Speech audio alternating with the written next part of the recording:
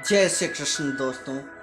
अतिवाचलता एक ऐसा दोष है जिसके कारण मनुष्य को समय असमय हानि का सामना करना पड़ता है।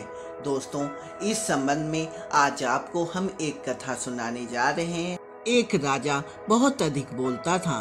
उसका मंत्री विद्वान और हितचिंतक था, इसलिए सोचता रहता था कि राजा को कैसे इस दोष से मुक्त करूं और वह ज्ञान दूं जो मनुष्य के हृदय में बहुत गहराई तक उतरकर उसके स्वभाव का अंग बन जाता है। मंत्री हमेशा राजा के हित सोचता रहता था और उचित अवसर की तलाश में था कि राजा को अपने इस दोष का आभास हो और उसके द्वारा होने वाली हानि को समझकर उससे दूर निकल जाए। एक दिन की बात है, राजा मंत्री के साथ उद्यान में घूमते हुए एक शिला पर बैठ गया। शिला के ऊपर एक छायादार पेड़ था। उस आम के पेड़ पर कौवे ने एक घोंसला बनाया हुआ था, जिसमें स्वभावतः काली कोयल अपना अंडा रख गई थी। कोयल एक ऐसी पक्षी होती है जो कभी अपना घोंसला नहीं बनाती। जब कोयल को अंडे देने होते हैं तो वह अपने अंडों को उठाकर कौवे के घोंसले में छोड़ आती है, क्योंकि कोयल और कौवे के अंडे एक जैसे ही दिखते हैं। इसलिए कौवा कोयल के अंडों की देखरेख अपने अंडों की तरह ही करता है। ऐसा कहा जाता है कि कोयल ही सृष्टि में एकमात्र ऐसा पक्षी है जो अपना घोंसला कभी नहीं बनाती। कौवा कौवी उस अंडे को अपना समझकर पाल रहे थे। आगे चलकर उसमें से एक कोयल का बच्चा निकला। कौवी उसे अपना पुत्र समझकर चोंच में चुग्गा लाकर उसको पालती थी।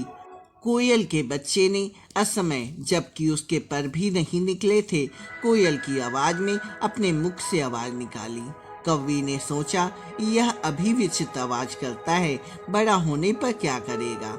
कौवी ने सोचकर चोंच मार मारकर उसकी हत्या कर दी और घोंसले से नीचे गिरा दिया। राजा जहां बैठा था वह बच्चा उसके पैरों के पास आकर गिरा। राजा ने मंत्री से पूछा, मित्र, यह क्या है? मंत्री को राजा की भूल बताने का अवसर मिल गया था। इस अवसर का फायदा उठाकर मंत्री ने कहा, महाराज, बहुत अधिक बोलने वाले की यही गति होती है। राजा के पूछने पर मंत्री ने राजा को पूरी बात समझाकर बताया कि कैसे बच्चा असमय बोलने के कारण नीचे गिरा और मृत्यु को प्राप्त हुआ। यदि यह चुप रहता तो यथा समय घोंसले में उड़ जाता।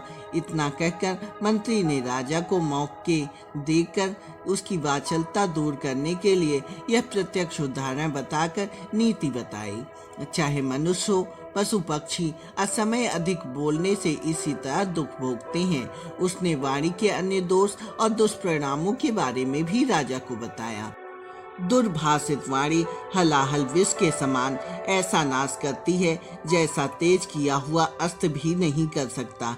इसलिए विद्वान व्यक्ति को चाहिए कि वाणी की समय असमय रक्षा करे और अपने समकक्ष व्यक्तियों से कभी अधिक बातचीत ना करें। जो बुद्धिमान समय पर विचार पूर्वक बोलते हैं वह सबको अपने वश में कर लेते हैं। विद्वान और प्रज्ञावान मंत्री की बात सुनकर राजा अतिवाचलता के दोष को दूर कर मितभाषी हो गया और सुखपूर्वक राज करने लगा।